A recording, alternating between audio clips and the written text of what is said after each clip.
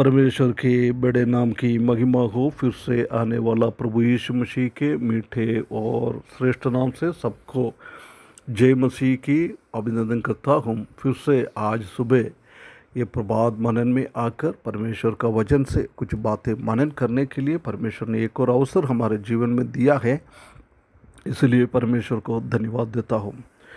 पिछले दिनों में हम निर्गमन की किताब 12वें अध्याय से मनन कर रहा था, उसका 48 पद तक हमने देखा है। आज हम उसका 49 पद को थोड़ा देखें। निर्गमन की किताब 12वां अध्याय उसका 49 पद में ऐसा लिखा है, उसकी व्यवस्था देश और तुम्हारे बीच में देखने वाले परदेशी दोनों के लिए एक ही है। इसके पहले हमने देखा था कि पेसगा को पर्व मनाने के लिए कोई परदेशी को अंगीकार नहीं किया है, परंतु जिसने अपना घर पे है वो खतना का लेता है, वो लोग उसी में शामिल हो सकता है। इसलिए इधर बता रहे हैं कि उसकी व्यवस्था देशी और तुम्हारे बीच में रहने वाला परदेशी दोनों के लिए एक ही है। उसी में कोई फ़र्क नहीं है। विदेशी हो, परदेशी हो, स्वदेशी हो, कोई भी हो, परमेश्वर का वो वाचा के साथ, खतना के साथ बांधा हुआ लोग प्रभु में परमेश्वर के सामने एक ही है। उसी में कोई भी फ़र्क नहीं है। ये बात इधर हम देख सकता है। ये बार बार हम परमेश्वर के वचन में गिनती की किताब में और हर एक किताब में मूसा कहाँ कहाँ लिखता है, उधर सब दूर बार बार उनको याद दिलाता है, तुम दोनों में कोई फ़र्क नहीं है। खतना पालने वाला, परमेश्वर की वचन को सुनने वाला एक ही जैसी है। जब हम नया इस्राएली लोग कलीसिया के बारे में हम देखेंगे तो उधर भी हम देख सकता है कि गलातियों की किताब 4 अध्याय उसका 28 पद में लिखा है, जिसने विश्वास के द्वारा प्रभु यीशु मसीह को अंगीकार करके बपतिस्मा के द्वारा प्रभु के साथ जुड़ा है, कलीसिया के साथ जुड़ा है। वो यहूदी हो, यूनानी हो, स्वतंत्र हो, गुलाम हो, लड़का हो, लड़की हो, अमीर हो, गरीब हो, कोई भाषा बोलने वाला हो, कुछ भी हो, किसी में भी फर्क नहीं।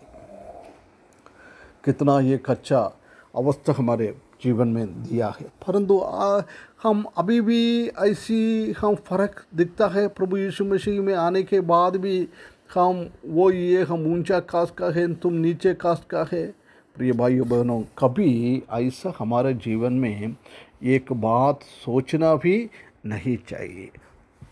हम 50 और 51 पद में आएगा तो उधर हम देख सकता है कि डिपार्चर फ्रॉम इजिप्ट, वो मिस्रीम से निकल रहा है।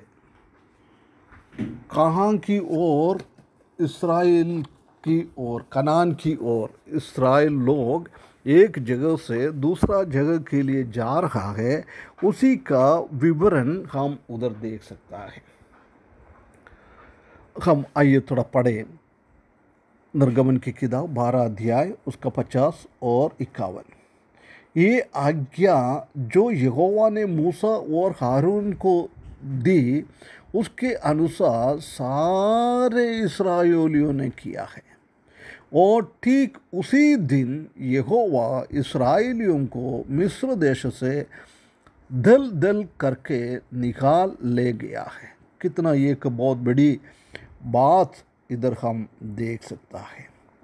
वो आज्ञा जो यहोवा ने मूसा और हारून के द्वारा दिया है, उसी को पूर्ण रीति से उन लोग ने मान लिया है। और एक भाषा में बोलेगा तो the God desires obedience to keep out of bondage. हम बंदी से हमको छुटकारा मिलना है, हमको अलग करना है, ऐसा है तो परमेश्वर हमसे यही चाहता है कि हम परमेश्वर को आज्ञाकारिता करने वाला बने। हम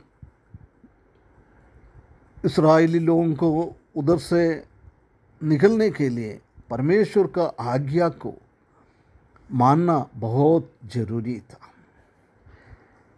इस्राएली लोगों का पहलौठा को बचाने के लिए और मिस्रईम से कुछ चीज़ें उनके ऊपर विजय प्राप्त करके उनका सोना चांदी सब लेके जाने के लिए और मिस्रईम से आज़ादी मिलने के लिए उनके जीवन में दो चीज़ की बहुत ज़रूरी था, एक विश्वास और दूसरा आज्ञाकारिता।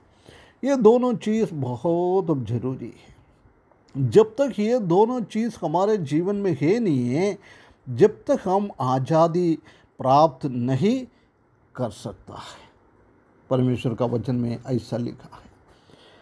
परमेश्वर का वचन में पौलुस बार बार कहता है कि हम किसको ओबे करता है, आज्ञाकारिता करता है, उसी को हम सेवा करता है। हम प्रभु की बातों मानेगा तो हम प्रभु को सेवा करता है, हम शैतान की बातों को मानेगा तो शैतान को सेवा करता है। वो रोमियो की किताब 6 अध्याय 16 पद में और गलेशियंस को किताब 4 अध्याय 7 से 9 तक हम उधर ये बात को हम देख सकता है। हम परमेश्वर की बातों को मानना बहुत ज़रूरी है। प्रिय भाइयों बहनों, जब हमारे जीवन में आशीष, आशीर्वाद और छुटकारा मिलता है और 51 पद में हम देख सकता है कि उसी दिन यहोवा ने इस्राएलियों को मिस्र देश से दल दल करके निकला है। एक नया एक जन्म, नया एक अवस्था इस्राएली लोगों के जीवन में दिया है। पिछले 430 साल किस रीति से उन लोगों ने उधर जिया है, उससे बहुत एक फ़र्क, एक नयापन की अनुभव इनका जीवन में आया है। यदि हम याद करें, वो 430 साल इस्राएली लोग मिस्र में रह रहा था, वो एक गर्भावस्था में एक शिशु कैसे 9 महीना अपना माँ का पेट में पड़ा रहता है, ऐसी इस्राएली लोग 430 साल एक गर्भावस्था में था।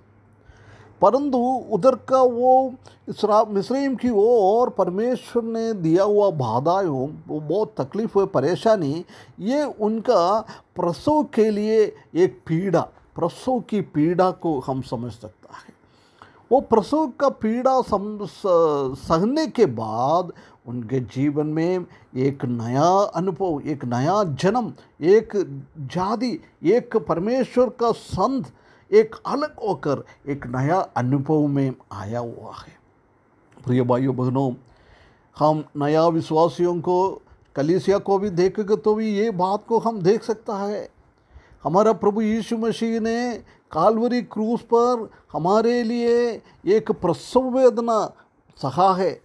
उसी के द्वारा एक नया कलीसिया का आरंभ हुआ है, वेदना के साथ एक आरंभ हुआ है। आज एक नया अनुभव है हमें। 2 कोरिन्थियों 4:5-17 में लिखा है, जो कोई प्रभु में आता है वो एक नया सृष्टि होता है, नया सृष्टि। हमारे जीवन में भी परमेश्वर ने एक नया सृष्टि में हमको बदल गया है। कितना एक बहुत बड़ी बात है।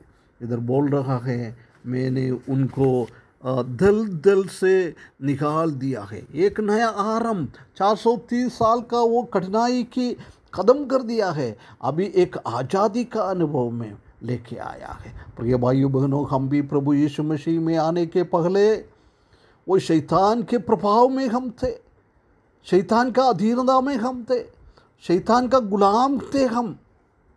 परंतु प्रभु यीशु मसीह का काल्वरी क्रूस का बलिदान के द्वारा परमेश्वर ने हमको वो अवस्था से, वो गुलाम से, वो क्रोध के अनुभव से परमेश्वर ने हमको बचाया है।